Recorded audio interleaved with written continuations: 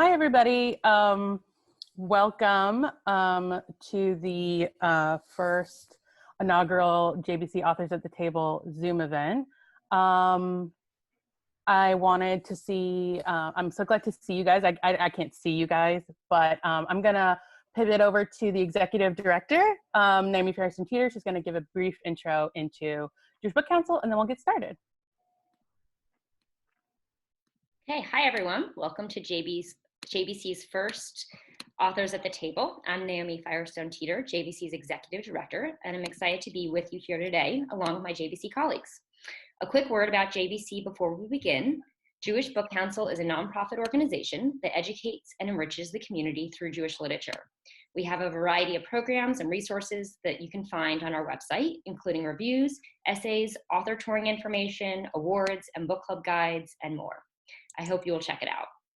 Because of the unusual circumstances right now, JBC has pivoted its programming to the digital space, which has allowed us to develop new and wonderful ways of highlighting authors and interacting with readers, like this new series. I'm now going to pass the baton back to our wonderful program director, Evie Sapphire Bernstein, who's going to properly kick us off. Hi, everybody, and welcome to the first JBC Authors at the Table Zoom event. This is the first of this Lunchtime Author Series, where we introduce our readers to an author and their recently released book. We hope each week you will join us and that you will support all our wonderful authors by purchasing their book. You can find the link for today's book in the chat. I think it should be there.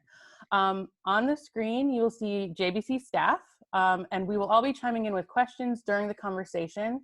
If any of you watching in the audience have a question that you want to ask, please use the Q&A function at the bottom, and we'll get to that hopefully at the end. With that said, we're all very excited to kick things off with Marisa Kanter to talk about her book, What I Like About You, which was released on April 7th. Welcome, Marisa. Hi. Hi, I'm so excited to be here. How are you doing during this quarantine situation? How's everything going? It's going. When we talk about me, and this is my debut, this is my first book, and we talk about this idea of debut anxiety, right? Like all this lead up for this to come out. And probably the last thing I ever put on the list of debut anxiety is a global pandemic. So it's definitely went through all the stages of grief, I would say, with everything that I thought this experience would be, but at the same time, it's been so exciting getting to do all these different virtual events and reaching audiences this way. So. Yeah, it's really exciting. I know the JBC staff was sitting and reading the book this week, and we're all just so in love with it. But if you could give us a little bit about yourself, some information, and then a little bit about the book, that would be great. Sure. So like I said, What I Like About You is my first book. I also work in publishing on a sales team in distribution. So in the book, the main character wants to be a book publicist, and that's very much based on, in college, I interned on publicity teams, and publishing has just been like a huge part of my life. So it was fun to incorporate that into the book. In terms of the actual plot of the book, I like to pitch it as asking the question, is it still a love triangle if there are only two people in it? So it's a YA rom-com, and it's kind of my love letter to internet friendship, to cupcakes. There's a lot of cupcakes, and to just writing a rom-com that has Jewish representation. That was really important to me. Yeah, I really felt that. It was so lovely. All the Jewish representation, I felt very seen as a reader. So if you could do a little bit of a reading from it, that would be so great. Sure. So. And yeah, if you could set it up, the scene for us. Yeah, totally. I know. It was like a big decision. This is actually my first reading too, so this is like a big decision. That's exciting. So I chose to read from a chapter where the main character, Hallie, it's her first time going to a Shabbat service. So she grew up very secular, very culturally Jewish, but her family traveled a lot, so she doesn't have a lot of experience with going to Shabbat and celebrating the holidays, and really just doesn't feel almost like Jewish enough to belong there. And that's contrasted with the character named Molly, who she's having a conversation with, who is very involved in her Jewish community. I'm gonna read. Gramps excuses himself, and Molly turns her attention back to me, tucking a flyaway curl behind her ear. It's so cool you're here. I mean, I assumed you were Jewish because your grandpa is like in the Brotherhood, but also you can't assume anything, right? I nod, right. You should definitely join USY. I'm on the executive board of the local chapter. We're doing a beach cleanup in 2 weeks with a few other Jewish communities across the state. You should totally come. Ollie and I look at each other. What's USY? Other Jewish communities? We've never had a Jewish community. It's always just been another thing that has sort of isolated me. In Charlotte, I was the only Jewish kid in my entire class, the only one whose mom and dad forced us to skip school on the high holidays. But here, school is closed for Rosh Hashanah and Yom Kippur. I didn't even know some schools did that, but some areas are overwhelmingly Jewish and actually care about their Jewish population. Maybe, I say, ripping my challah into smaller pieces. Awesome, Molly says, like maybe means yes. I'm trying to get my sister Sarah to come home for it. She's a sophomore at Boston University. It's right before the high holidays, so I figured she'd be coming home anyways. But she doesn't want to celebrate them this year. It's honestly bizarre. Molly takes a sip of grape juice. You have an older sister? I ask. Molly swallows. 2, but Rebecca is doing her PhD at Oxford, so like that's obviously not happening. It'll be the first high holidays without my sisters. It's our first away from our parents, I say, if that makes you feel better. Molly smiles at me and tips her cup so it clinks against mine. Solidarity. Oh, that's so nice. Nice. Yeah. I really love that scene because it really like places the character like in a outside environment where I mean the character does feel kind of like an outsider since she moved to a new place, but like she's outsider, but also like with her brother, there's like that, you know, like together we are different. And I really loved that part of it. Thank you. Yeah, I wanted to show, like, it was really important to me writing this to show a variety of different Jewish experiences and to have really like that cast of Jewish characters, and that it wasn't just them in this place as the only Jewish people, which is something that like I had definitely experienced growing up. So it was fun incorporating, you know, Jewish friends and like a whole community in that way. For sure.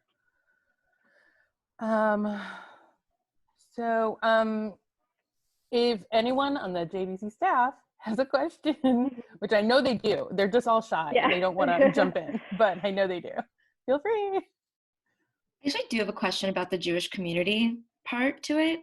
I noticed that in her senior year of high school, this entire crew of people who, you know, are so close, like really invited her in, which I feel like, you know, is pretty uncommon in their senior year of high school. Did you make it so that the Jewish community aspect made them more welcoming? Like, how does the Jewish community play in the role of them being so welcoming to their friend group? Oh, that's a really good question. I think, I don't know if that was intentional, but like now that you're asking me that, yeah, I think that does have, it's like when you meet another Jewish person and there's just like that instant connection, you know, like without even needing to say anything, like you're just connected. So I think that definitely plays a part. And I think a little bit of it too for me was this kind of wish fulfillment element when I was writing it, because I grew up in a very not Jewish area of Massachusetts where like I was the only Jewish kid in my classes. And so I really wanted to write a story where a character had that sort of community surrounding her. That makes a lot of sense. Yeah. I have a question, Sue. And I think it plays into the fact that we're all on Zoom now. Yeah. The character is, for a large part of her, the time in the book, is hiding behind an internet screen with a different persona than her regular everyday persona. And I think that that's something that really interests lots of kids because they live on the screen a lot. And if you could just talk a little bit about that hiding and that shielding yourself from all kinds of things, but it also creates a lot of dissonance in her life. I think that would be an interesting topic. Yeah, so yeah, and that actually gets into a little more of the actual plot of the book, where the main character, she's a book blogger and she has a popular blog, and yeah, she writes under a different identity. So when she moves to this new town, she meets one of her closest friends from the internet, and mostly because of anxiety, she doesn't tell him who she is, and then just thinks that that will be okay. And that she can sort of just keep her friendship with him separate online. But obviously it's a rom-com, so feelings start to happen in person and it gets really complicated. But I think I really wanted to write a book about internet friendship because I grew up online, and I grew up as I was a teen blogger too, like Hallie, and I posted my early writing online and met a lot of friends that way. And I kind of wondered, now as an adult, I've actually met a lot of my internet friends in person, and it's been so great. But when I was a teenager, I definitely feel like there was comfort from being behind the screen. And Hallie's anxiety also comes from a very real place. So this idea that, I can type and the words just come easier when I'm writing them behind a screen than in person. And I think that the more we get, we put so much of ourselves online now too. And I think about that a lot, about how we've become more and more transparent, especially now. But I still think that for teens, there is some sort of safety in being behind a profile. I'm not sure it's just teens, but yes. Yeah. Totally. Sort of going off of that, I noticed, and I know a lot of other people did as well, how interesting it was for me how you integrated both a very teen voice into the writing itself, where the prose would sometimes have internet abbreviations, or it'd be LOL, just in the prose, it's her own thoughts, but she'd just be thinking that. And then you'd also have different conversations that they had over Twitter or by text, just it also integrated into it. And I wondered sort of how you made the decision to write it in that way, and also narrate it by her rather than maybe a third person narration. So how did you work in your voice, her voice, the internet speak? What were your thoughts? Yeah. So in terms of voice, I grew up reading YA, and most YA is first person. So that's just sort of what I gravitated towards anyways. I love the immediacy of first person present tense and just being there in her head. The text speak felt very authentic to her voice. I'm working on my second book right now, and there definitely isn't any of that in my new character's voice, but because she lives so much of her life online, it felt very I do say IRL as a word in real life because I'm online so much. So yeah, I think that it just felt very authentic for her to be speaking that way. And all of the DMs and tweets and stuff, those were there from the beginning. What got added in was her group of sort of internet friends outside of Nash that came more in revision, mostly because my editor was like, if online friendship is so important to her, I'm pretty sure she would have more than one friend, right? And I was like, yeah, probably, even though that meant more work because more characters, more problems. But yeah, I think did that answer your question? I feel like I went off. Yeah, no, definitely. That's interesting to know too, that those other characters were sort of a later addition, because I do think, as we spoke about before, as you were saying before, that it's so interesting how she shows part of herself, where she thinks of it as showing part of herself to her real life friends, part of herself, another part of herself to her online friends, but then has this sort of realization at the end that I also thought was interesting, that maybe they're not that different after all. Yeah, totally. Yeah, and that's definitely her process. that's sort of the identity crisis, right? That's happening throughout the course of the book. And then just realizing at the end that she's not that different online. It's all sort of like she's built herself up to be so much more, and she doesn't see herself the way that other people see her. Yeah. There is a little bit of contrast with her grandfather, who was not from the internet generation. And I think he was an important character for a lot of reasons. I had been thinking about the relationship that she had with him while she was missing her grandmother and adjusting to that, which is something a lot of kids also have to deal with a family member that has a problem. But I hadn't even thought about it in terms of the contrast between her internet savvy and his lack of internet savvy. So that's an interesting thing. Yeah, like how he doesn't even have Wi-Fi when she gets there. And she's shocked. She can't imagine that's true. Like, yeah, totally. So how about the grandfather in general as a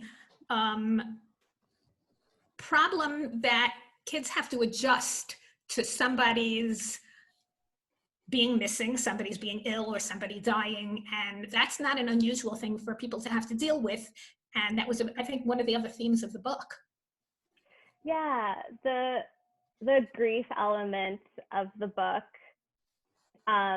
definitely came from, I lost my grandmother when I was 13 that I was really close to. And I never had a grandfather figure in my life, actually. So I always kind of say that like Gramps is kind of like the grandfather that I never had. So, and I just like, he was just sort of this, you know, what's the word I'm looking for? This mixture, I guess, of like all of these great grandparent figures that like I've interacted with through like friends or other family members. But he was really important to me, and sort of dealing with, I guess I didn't realize, but like writing this book was also sort of the first time I really sort of dealt with the loss of my grandmother. And like, not to make, this is a rom-com, not to make this like a sad thing, but I very much like Hallie kind of like pushed it away for a very long time, and then it just sort of poured out of me when I was writing this book. I really loved the whole dynamic with her grandparents. I think it added so much to the story. Like, I know it's sad, but it really gives her like so many layers, and I like love that part of it. I do have a question from someone watching, from Robin, which is, how have you changed, and what have you actively chosen to adopt as you balance the Jewish environment you found and the non-Jewish environment you grew up in? And do you want to jump? Yeah, that's it. Ooh, that's a good question. So yeah, I think that the book has a lot of themes of not feeling Jewish enough. And I feel like that's something almost, at least for me with all my Jewish friends now, we talk about this a lot. And I feel like it's something that like is a fairly universal feeling to like a certain extent in everyone. But as I mentioned, I grew up in a very not Jewish area. And then I haven't mentioned this part, but then I went to NYU for college. So it was like the total, like I went from being the only Jewish person to being like, whoa, like, am I even Jewish at all? like what is happening? But I definitely, my relationship with my Judaism definitely changed at NYU. I got more involved with like the Jewish center there. And also, I think that is really relevant is I started drafting this book in 2017, and like we all know what happened in 2016 and the rise of, you know, anti-Semitism over the last 4 years. So it felt even more, I guess, important to include Jewish characters and to write a Jewish just rom-com now in the wake of all of that. So to switch to the topic, Marisa, have you baked a lot of cupcakes for this book? Have you done a book cover cupcake cake?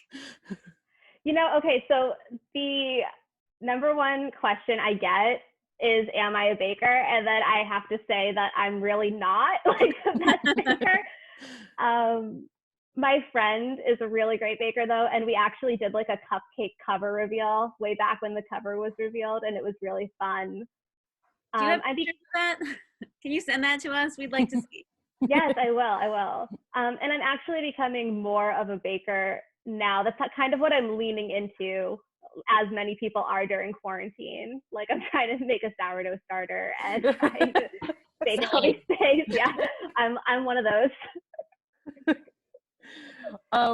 This is another question from one of our viewers, from Mark. Since you drew upon a lot of your own experiences, what would you suggest to young adults who are interested in writing and publishing as they look towards the future? Also, like, what is the future right now? That's a little heavy. That's a little introduction from me, but what, yeah. Yeah, I think that speaking in this present, I think that creating has become really hard right now, because what is the future? I think that for me, I really have been taking it day by day and just writing what makes me happy, I guess. That's like kind of all I can do right now. And that's why I write rom-coms to begin with. And that's all I want to read right now. That's all I want to be working on, is just like the escape of it all. But yeah. Comfort food and comfort reading. They go together. Comfort cupcakes. Yes, cupcakes and rom-coms. Can you talk a little bit about your parents? In the book, her parents, the protagonist's parents, are documentary filmmakers. And the film that they are working on at the beginning of throughout our book is set in Israel. Can you talk a little bit more about that decision? Is it fleshed out and exists somewhere else beyond what we see in the pages? Yeah, so her parents have definitely changed a lot from the inception of the idea to what they were now. Like, because I needed a reason why she would be moving around a lot. So at first she was going to just be like an army brat, and it was going to be more of like a military thing. But then I don't know exactly when, but I just thought that the documentary angle would be way more fun. And my boyfriend went to college for film, and I worked in a film center in college. And so I was more familiar with that world anyways. And then the decision to set it in Israel came in revisions also. It just felt like something authentic to like what they would be doing. And it felt like a way to bring, like, to show that they are very connected to their Judaism, even if it's not in a super religious way, if that makes sense. Sure. Yeah. I guess I had one question kind of about like Jewishness in the young adult world, and like and finding representation there. As you know, I work for the Jewish Book Council, so the more I read, I'm definitely finding more young adult books now that that reflect my experience that I'm finding. But can you talk a little bit about that, and like, and finding your own, and like how you put that in the book, and how you navigate the publishing world with that? Yeah, so that is really, really important to me. I've talked about this. I feel like I bring this up every time I do one of these, but what I like about you is the fourth book that I wrote, but it's the first one that I included Jewish characters in. And I think a lot about why that is. And I do sort of think it's because I wasn't seeing it when I was growing up. And sort of, not that it didn't exist, but it wasn't the sort of stories that like I was finding. Like, I was reading a lot of, nonfiction and a lot of Holocaust stories. And when those are the only, when those narratives that are so important, but when they're the only ones you're getting, then you sort of internalize that those are the only stories where Jewish people belong. And so it didn't even occur to me to just write like a fun little rom-com romp with Jewish teens, because I had never read one as a teen. And there are so many more now. And I did start to find them in my early 20s. Rachel Lynn Solomon's books, Laura Silverman, Becky Albertalli, The Upside of Unrequited. That was the first time I ever read a Jewish character in a rom-com, and it like changed my life. It's like the best book, and I talk about it every time I do one of these. Yeah. No, they're all great books. I've definitely been noticing them more. And it's been great. Like it's just been such a joy, because as a person who grew up reading YA and now a person who still loves YA, reading books that like reflect my experience is just like so important, and it makes me like love the books more. But I guess we have time for like one more question from JBC, if anyone has one, or I can see if there's any more in the Q&A if no one does. I do. I have a question. Becca. One of the things I was like really curious about when I was reading it, there is a character who I don't think you ever actually meet, but she's a YA novelist, and our protagonist is like huge fan of hers, but then it turns out that this novel is actually kind of I wasn't really sure where to come down on this. She says that she wants her books to be read by more than just teens, and then gets a lot of negative feedback immediately from a lot of her fans who've been these loyal fans to her. And at some point, one of the other characters asks, like, can you like separate the art from the artist? And this sort of like evolves into a whole debate. And I sort of wondered where you came down on that whole issue. And I think especially, I mean, as I understand it, especially in the YA universe, there is a lot of sort of like more personal connection between an author and her readers. And do you think it's possible to separate? Or also, what does an author really owe to her readers? Yeah, I think that there's a lot there, and it's very complicated, and I tried to write it in a nuanced way, right, where I wanted to bring in that sort of conflict from the community, because it's definitely something I see online. It feels like all the time there's some sort of controversy happening, or conversations about especially like a teen's place in YA. And that's sort of where I'm coming from in this, is that, like, first and foremost, I think that YA books should be for teenagers. Like, I am an adult, I love YA, I have an entire bookshelf full of YA books, but they're not for me anymore, I would say. I can love them as much as I want, but I try to keep that in mind when I'm writing and when I'm reading, that like I'm no longer the target audience. And I feel like there's a lot of conversations happening all the time about that. And I know that when I was a teen in the community, I felt like, do I even have a voice here? Because all of these adults with their opinion.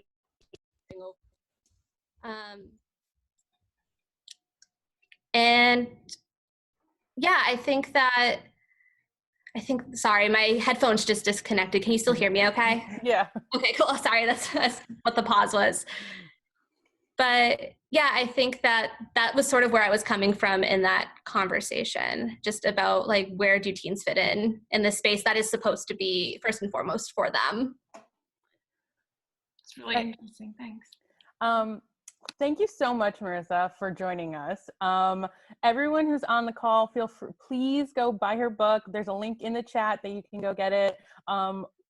We just loved it so much, and we think you will too. And tune in next week for our next author, which will be April 29th with Anna Solomon. Thank you, guys. Thank you so much. This was so much fun. Thank you. Sure. Thank you, Marisa. Keep writing. Thanks so much. Really enjoyed it.